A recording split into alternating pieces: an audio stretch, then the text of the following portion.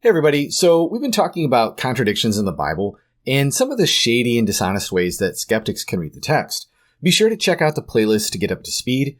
Today I'm going to dive into the whole art of cherry picking and how it creates a story that just isn't true.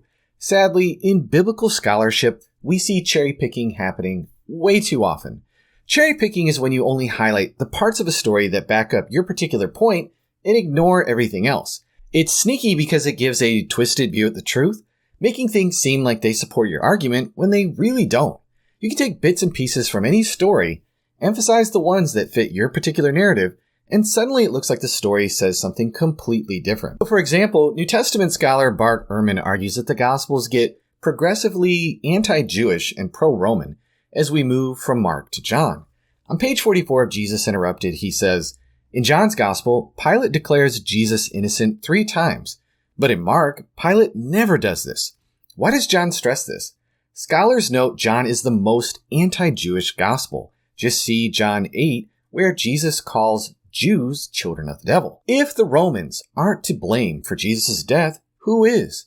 The Jews. John says the Jewish chief priests are responsible. So Ehrman claims each Gospel shifts the blame for Jesus' death more onto the Jews and away from the Romans, assuming Mark was written first, followed by Matthew, Luke, and John. Let's see if this claim really holds up. We'll start with Mark. Like all the Gospels, Mark describes the Jewish leaders plotting to kill Jesus and bribing Judas. Jesus is arrested by those sent from the chief priests, tried before the high priest, and handed over to Pilate. In Mark 15:9 and 14, Pilate tries to persuade the Jewish crowd to release Jesus. So how exactly does this fit Ehrman's claim? Let's move over to Matthew. Matthew's got that phrase, his blood be on us and our children, which is pretty chilling and striking. Definitely sounds a little anti-Jewish, but Matthew predates Luke and John, who don't even mention this. Ehrman's development story is starting to sound pretty shaky. Moving on to Luke, he skips the whole Pilate hand-washing scene that we find in Matthew and shows a Jewish crowd mourning as Jesus heads to the cross. This definitely doesn't seem more anti-Jewish than Matthew. Moving finally on to John. John omits the hand-washing scene and the Roman centurion's declaration, truly this was the Son of God. And he doesn't include the certainly this man was innocent that we find in the Gospel of Luke. Ehrman says John, being the latest Gospel, should be the most pro-Roman. But John also leaves out the Jewish leaders' mockery of Jesus that we find in Mark's Gospel, which contradicts the idea that John is the most anti-Jewish. Ehrman's argument is as flimsy as a house of cards when you look closer. The Gospels don't fit neatly into his linear progression of shifting blame from Romans to Jews. Ehrman throws out another claim about how the Gospels develop with Jesus' attitude towards his impending death. On pages 65 through 66 of Jesus Interrupted, he writes about Mark's version of the Passion narrative. He says, Jesus is silent the entire time, as if in shock, until his cry at the end, echoing Psalm 22.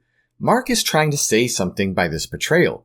He doesn't want his readers to take solace in the fact that God was really there providing Jesus with physical comfort. He dies in agony, unsure of the reason he must die. Ehrman then compares this to Luke's account, saying, in this account, Jesus is not at all confused about what is happening to him or why. He is completely calm and in control of the situation. He knows what is about to occur, and he knows what will happen afterward.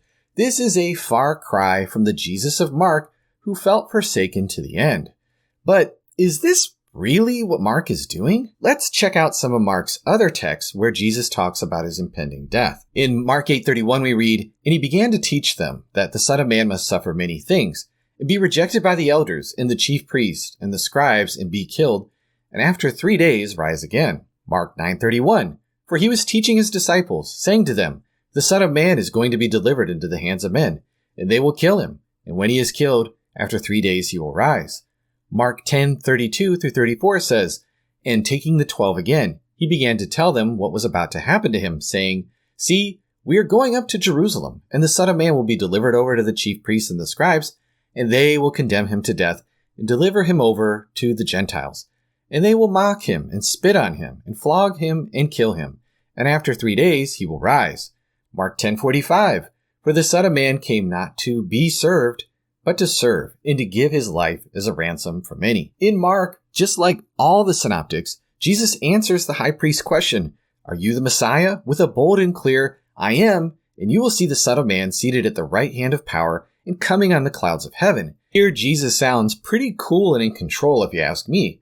But guess what? This claim is completely absent from John's Gospel, the very last Gospel to be written. And speaking of John, it's the only Gospel where Jesus, the most human and vulnerable, admits his physical pain with the words from the cross, "I thirst." These references in Mark don't fit Ehrman's idea that Mark's Jesus is unsure of the reason why he must die and uncertain what will happen afterward. Even in Jesus' cry in Mark 15:34, my God, why have you forsaken me?" is, as Ehrman himself notes, an echo of Psalm 22:1, probably meant to show that Psalm 22 was being fulfilled. This psalm ends in the vindication of the psalmist and the nations worshiping the God of Israel, a crucial detail that Ehrman conveniently skips. So in short, Ehrman's cherry picking is an intellectually dishonest way to make your case against the Gospels. Don't be fooled by supposed patterns in the Gospels. Dive into the text yourself, read them carefully in context, and see if those so-called patterns truly exist or are just figments of a clever scholar's imagination. Don't blindly trust somebody just because they have a PhD or an impressive resume. Anyway, that's it for now. We'll be talking more about Ehrman and how he twists the text to invent contradictions where there are none, and we'll be teaching you how to block his strategies in future videos. So be sure to stay tuned, and thank you so much for watching.